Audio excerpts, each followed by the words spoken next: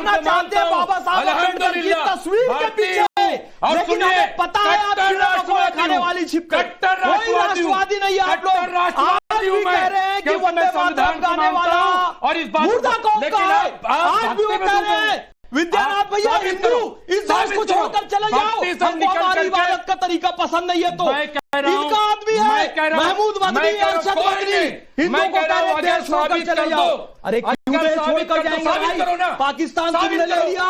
मैं कह रहा हूं साबित करो गजनवी की मानसिकता कौन है, वो संवैधानिक कौन है, हिंदू राष्ट्र बनाना या बाबरी मस्जिद बनाना एक्सपोज हो चुकी है, संवैधानिक बाबर को जस्टिफाई कर रहे हैं। मैं बाबर मेरा शासक नहीं है, मुगल मेरा शासक नहीं है, मेरे शासक मोदी जी है और मेरा संविधान मेरा सबसे ऊपर है, जिसे डॉक्टर भीमराव अम्बेडकर तुमने ठेका ले रखा है।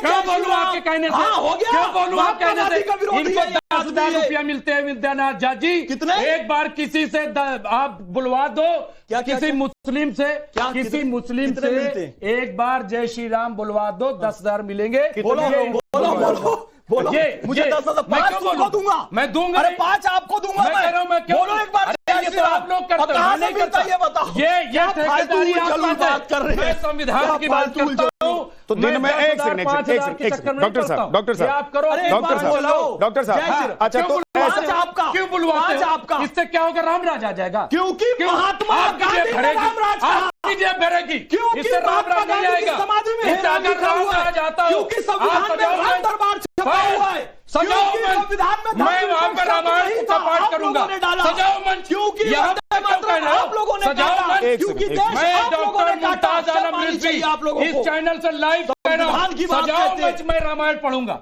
अच्छी बात है, मैं रामायण पढ़ूंगा, सजाओ मंच। यहाँ करके आप जो है किसी भी मुस्लिम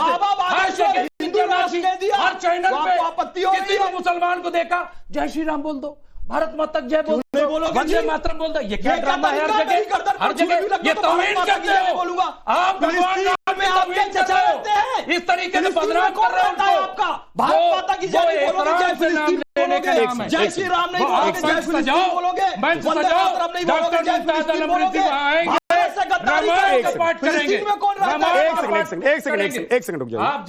एक सेकंड आप संविधान की बात कर रहे हैं डॉक्टर साहब, डॉक्टर मुमताज आलम रिजवी। संविधान में तो ये भी नहीं लिखा है ना कि आप अपने माता पिता के बड़ों के पैर छुएं, छूते हैं ना, आदर देते हैं, सम्मान देते हैं उनको। संविधान में तो ये भी नहीं लिखा गया है कि आप जब कहीं जाते हैं तो क्या पहन कर जाएं, क्या ओढ़ कर जाएं। संविधान में तो ये सब भी नहीं लिखा गया है, लेकिन आप जो पहनते हैं, ओढ़कर जाते हैं, जिस व्यवस्था में जाते हैं, वहां आपका संस्कार पता लगता है। एक सेकंड रुक जाइए, मैं ये जानना चाह रहा हूं कि इस देश से बाबर चला गया, मुगल चले गए, उनकी मानसिकता चली गई, उनका रोग चला गया, ये कौन लोग हैं और आप कौन हैं जो कह रहे हैं कि बाबरी मस्जिद बननी चाहिए? मैं मस्जिद के खिलाफ नहीं हूं, देश भर में मंदिर से ज्यादा मस्जिद हैं और मस्जिद बनाने पर किसी को एतराज नहीं है। और जिस कोर्ट के फैसले का आप हवाला दे रहे हैं या तौसीफ खान हवाला दे रहे हैं, उस कोर्ट ने कहा है कि मस्जिद बनाओ, उस कोर्ट ने यह नहीं कहा है कि बाबरी मस्जिद बनाओ, क्योंकि कोर्ट कानून के आधार पर मैं विद्यानाथ जी फैसला देता है, जो कानून की किताबों में लिखा हुआ है उसे देखकर कोर्ट फैसला देता है। लेकिन कोर्ट यह तय नहीं करता है कि तुम बाबरी मस्जिद बनाओ, कोर्ट यह तय नहीं करता है कि तुम राम मंदिर बनाओ या कृष्ण मंदिर बनाओ। विद्यानाथ झा जी, मैं आपकी बात की कद्र करता हूं, आपने बहुत अच्छी बात कही है और इसीलिए मैंने शुरू में कहा आपने गौर नहीं किया, क्योंकि आपका एजेंडा दूसरा है। मैंने कहा कि पूरे देश के मुसलमानों ने, पूरे देश में, सुन तो लीजिए देश में विद्यानाथ जी, अभी हमने आपका सुना, सुन तो लीजिए, मैं आप ही की बात बोल रहा हूं। पूरे देश ने हुमायूं कबीर के एजेंडे को खारिज कर दिया, मैंने शुरू में ही ये बात कही थी। तो मैं संविधान उस एजेंडे को खारिज कर दिया। नहीं मुमताज आलम रिजवी, आप उसी एजेंडे को खारिज भी कर रहे हैं और उसी एजेंडे के लिए लड़ भी रहे हैं। संविधान की इसका मतलब आप तय नहीं करते। संविधान, मैंने इतने उदाहरण खड़े रहेंगे जैसे लोग, डॉक्टर मुमताज आलम रिजवी, मैंने इतने उदाहरण दे दिए भाई। संविधान में एक सेकंड रुक जाइए, स्वामी चक्रपाणी जी, स्वामी चक्रपाणी जी, एक सेकंड रुक जाइए, एक सेकंड रुक जाइए। स्वामी चक्रपाणी जी, अगर बाबरी मस्जिद बन रही है और 6 दिसंबर को ही उसका शिलान्यास कर दिया गया है, तो क्या हिंदू सेंटिमेंट हर्ट हो रहा है? नहीं, सवाल विद्यानाथ झा जी यह हिंदू और मुसलमान का भी नहीं है। यह विषय जो है एक विदेशी आक्रांता वर्सेस भारतीयता की है।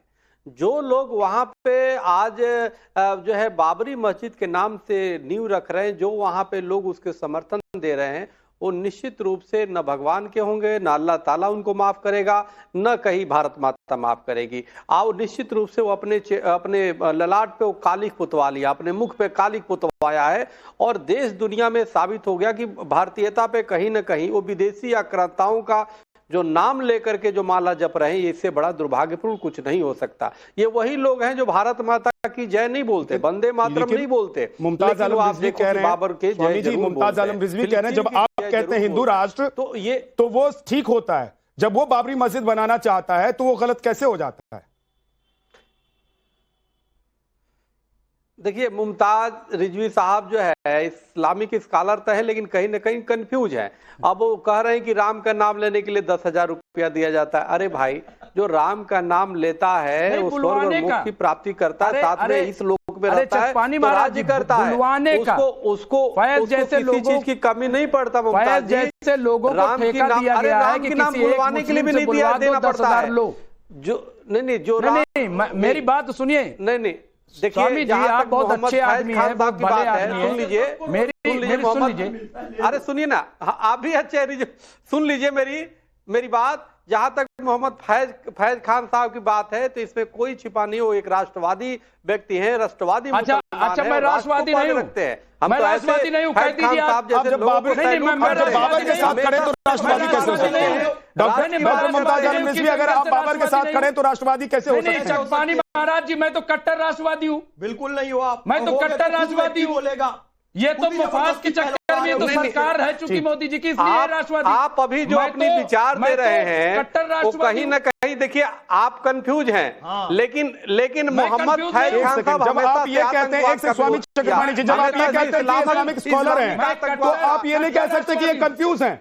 अगर कोई व्यक्ति बौद्धिक मानसिकता, उसकी मानसिकता बौद्धिक है, अगर वो बुद्धिजीवी है, तो वो कंफ्यूज नहीं हो सकता। दो चीजें एक साथ नहीं चलती, के विषय में दो चीजें एक साथ नहीं चलती। इसका मतलब है कि मुमताज आलम रिजवी जो बोल रहे हैं सोच समझ कर बोल रहे हैं। इनको पता है एक तरफ बाबरी मस्जिद या बाबर का सपोर्ट करना है, दूसरी तरफ राष्ट्रवादी होने का दिखावा भी करना है। संविधान के खिलाफ नहीं है। समाजवादी पार्टी के प्रवक्ता के पास एक बार जाना पड़ेगा।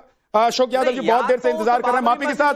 अशोक यादव जी एक सेकंड रुक जाइएगा स्वामी जी। अशोक यादव जी, क्या बाबरी वाला जो प्रयोग है जो पश्चिम बंगाल में हो रहा है, यह सचमुच में एक रोग है? विद्यानाथ जी, बाबरी मस्जिद के प्रकरण से पहले मैं बाबा साहब को प्रणाम करूंगा, आज उनका परिनिर्वाण दिवस है।